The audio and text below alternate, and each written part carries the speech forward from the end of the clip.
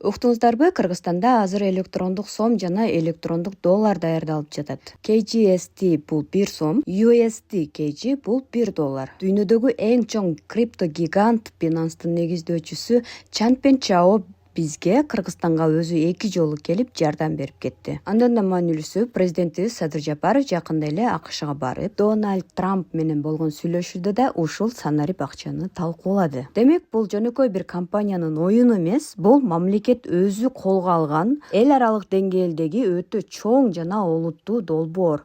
Бул ишеничти жаратат. Кыргызстанда санарип акчанын доору башталды, бирок бул жерде чыныгы стейблкоин менен алдамчы токендерди кантип айырмалайбыз?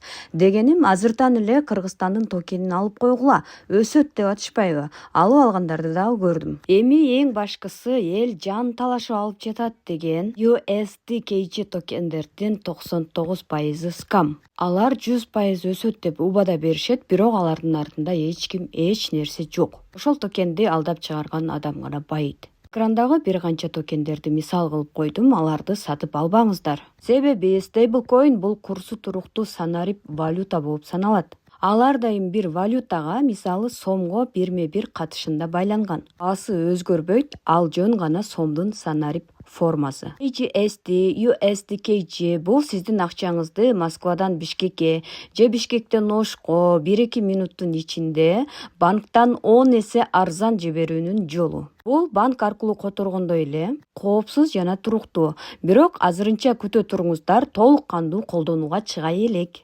Өлкөдөгү жарандар үчүн банктар же акча которуу системалары чоң комиссия алат. Акча мисалы бир күндө жетиши мүмкүн. Мисалы Дариха 10 000 сомду KGSTге алмаштырып, 1-2 минутта Кыргызстандагы Миранын электрондук капчыгына жибере алат.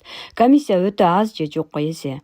Крипто менен иштөөнү кааласаңыз, расмий жана ири биржаларда гана, мисалы Binance, Bybit, OKX сыяктуу спот содасында гана дүйнөлүк деңгээлдеги таанылган чыныгы токендер, мисалы Bitcoin, Ethereum сыяктуу криптовалюталар менен иштесеңиз болот.